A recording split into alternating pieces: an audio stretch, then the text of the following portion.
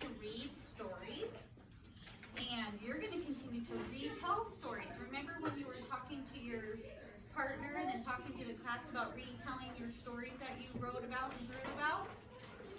You remember? Yeah. What are some good things that we can remember how we can be a good partner so we can retell a story? Ames? Listening. You have to be a good listener to your partner, right? What else? Delilah? One letter sound. Think for just a second. Looking at your partner in your eyes, that means you're giving your partner your attention, right? Would this be very polite to me if I went like this if you were talking to me? So, Obadiah, how's it going today? Would that be very nice? Would that be respectful? Would I know what my partner is saying if I am not paying attention? No. Ezra? Talk loud. That's what I was going to ask next. So when you're the one retelling the story, why is talking loud important? Ames? Can hear you. And the class, right? If you're telling us something or you're talking to your partner, you want to talk loud so they can hear you, especially when we're wearing our masks and it's harder to talk loud and to be heard, right? So we have to talk extra loud. That is right. We have to speak clearly so everyone can hear us. Today we're going to read a new book. There's the sevens all up. And it's called Whistle for Willie. Can you say that with me? Whistle for Willie. Oh my gosh, you're going to just love this, Ezra. The writer is Ezra Jack Keats. That is the author of this book. See your name up there? 75. Is that cool or what? Ezra Jack Keats is also the illustrator. What does the illustrator mean? Start with the word. Obadiah. The word. Oh, we don't just yell things out. Right now, Obadiah is speaking. What is the illustrator? He draws the pictures? Look at the 68. Okay, the illustrator draws the picture. What does the author do? Ezra writes the words. In this case, it's the same person. And 8s are what family? Can you wait until we're done? Now you're going to miss. 80s.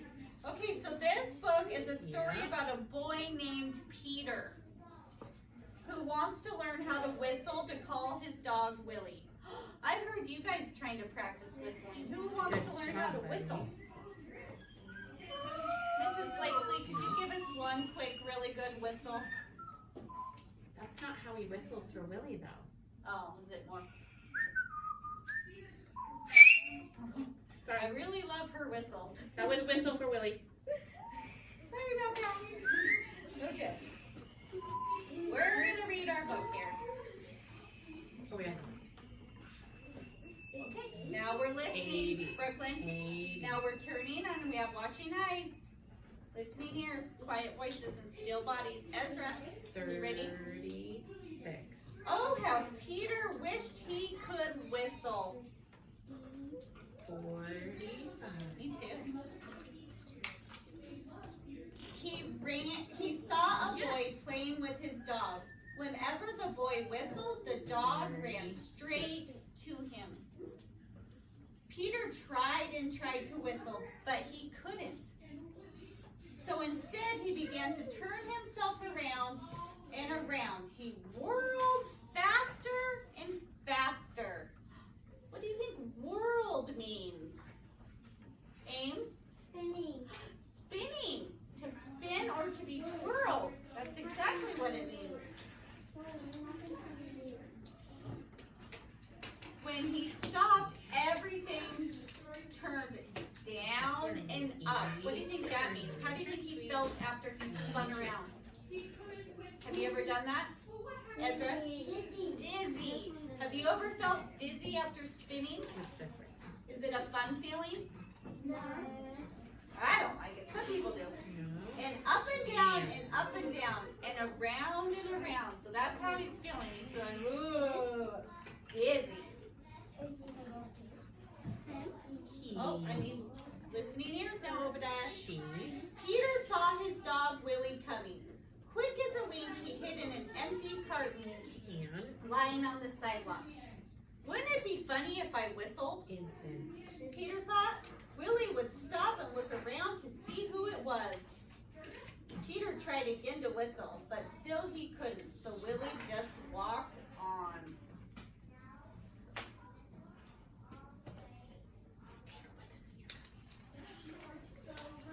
Peter got out of the carton and started home.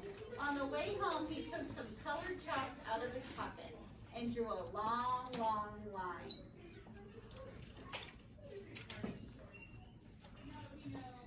Right up to his door, he stood there and tried to whistle again. He blew his cheeks. He blew till his cheeks were tired, but nothing happened. He went into his house and put on his father's old hat to make himself feel more grown up. He looked in the mirror to practice whistling. Still no whistle. I want you to think about this question. What happens in this book so far? Think about it. Nope, you're going to think about it. And let's turn and pair with our partner. We know what to do. We're going to turn our chairs, turn our bodies. Everyone has a partner. This is awesome. Riker, let's see. Can you turn with your partner?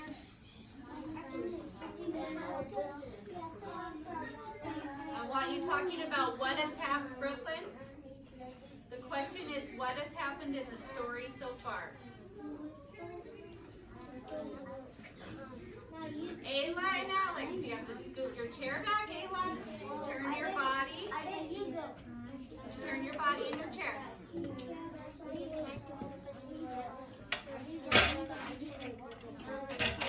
Perfect.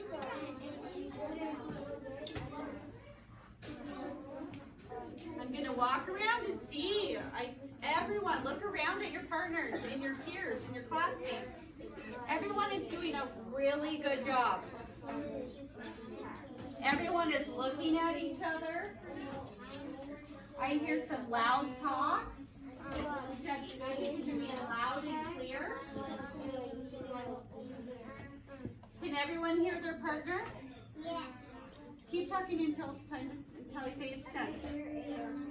Talk a little louder so your partner can hear you, Alex or Ayla, please.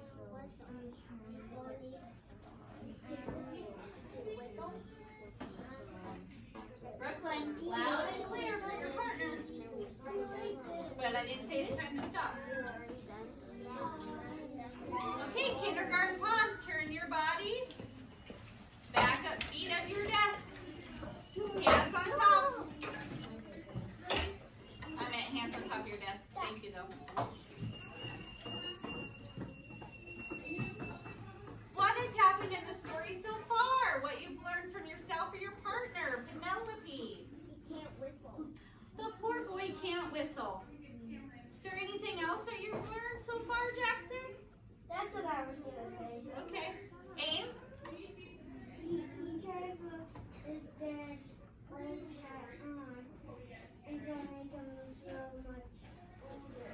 So would you say he wants to whistle because it's going to make him feel older? More grown up if he could whistle? That's kind of what I felt. Would you? And why does he want to whistle?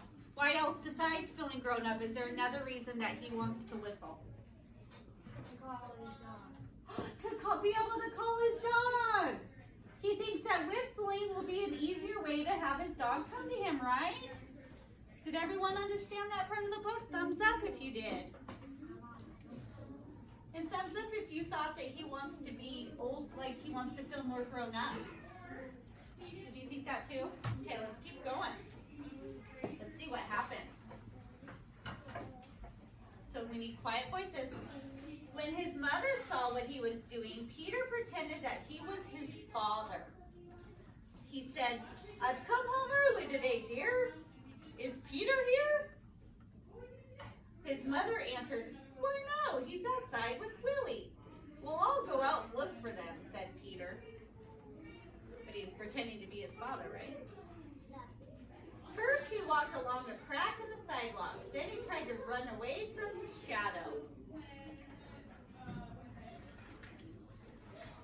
He jumped off his shadow, but when he landed, they were together again.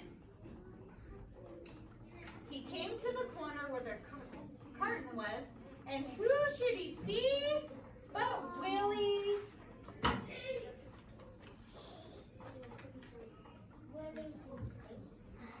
Peter scrambled under the carton. He blew and he blew and he blew. Suddenly, out came a real whistle. What do you predict is going to happen next? Think about it.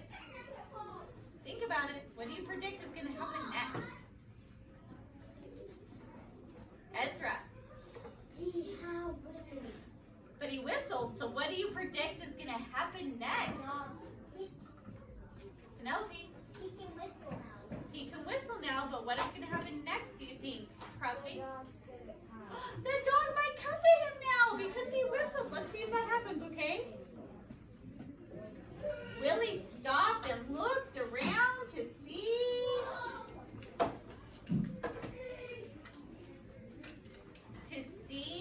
who it was.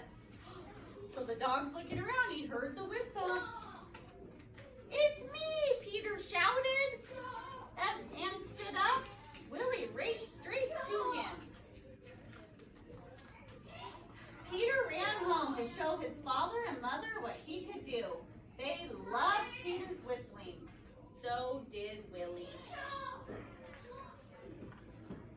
Peter's mother asked him and Willie to go on an errand to the grocery store. He whistled all the way there and whistled all the way home. Give it a minute. The end. So what, I want you to think about this question, and then we're going to turn to your partner. What was the problem in the story?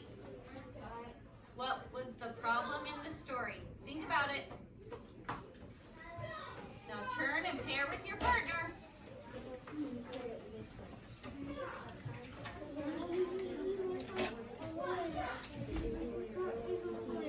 What was the problem in the story?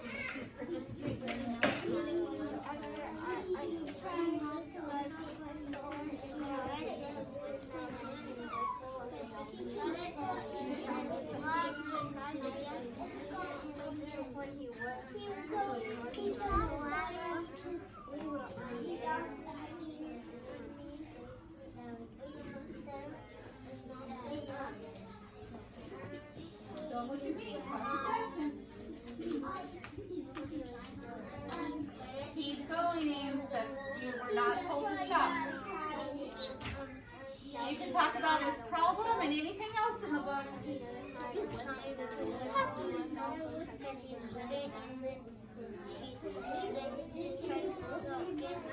Okay, kindergarten, pause. Turn your bodies back, forward facing, feet under your desk. Hands and body still. Quiet voices now. Listening ears, no, not yet. Riker, attention back here, buddy. What do you think the main problem in the story is? Ezra? What? He wants the dog to come to him, but he wasn't, right? Why not? Ames? Because he couldn't whistle. Because he couldn't whistle. Anything else? Anything else about the story? Zachary?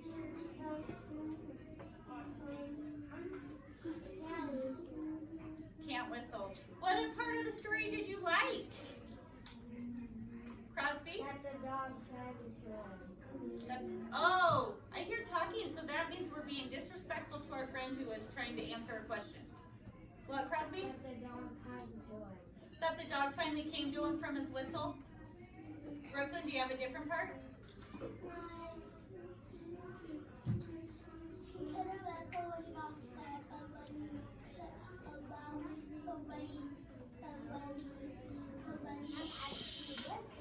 he got excited. Yeah, he got excited because when he learned something new Do you guys get excited when you learn something new? Do you? Really? That is so not true. Don't you learn something new at school and do you go home and tell mom and dad? Or brother or sister or aunt and uncle?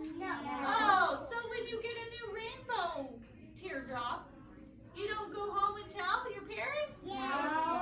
Do you get excited because you earned something new because you learned new words? Do you get excited when you can read your book? Or when you can write new words? Oh, you do too. Could you hear your partner today when you were sharing? Who could not hear their partner? Raise your hand. Ayla, I need you to sit responsibly in your chair with your feet under your desk. What could you do, Ayla, so your partner could hear you better next time? Oh, we can't hear it because you guys are talking. Could you talk louder and clearer? Yeah. Sloan and Zachary. So when you're not being still, when you're not listening or being still, this happens. Your basket drops, and now you have to pick it up. So do we understand why we need to be loud and clear and a good listener and a good learner? These are all skills you're going to learn for first grade that you're going to have to do every day. If you cannot hear the person talking, what is a polite way you could ask the person? What is a polite way, Zachary, you could ask the person if you can't hear her or him? Shh. Ames and Ezra, I will move you if this is a problem. Zach, Riker, please be quiet. Would you say, Sloan, can you pretty please talk louder because I can't hear you? Is that polite? Yes. Is this polite? Sloan, talk louder. I can't hear you. No, not polite. You guys know what to do. Okay, today we are going to bookshop, but we're going to do our handwriting first and then we'll bookshop. Handwriting.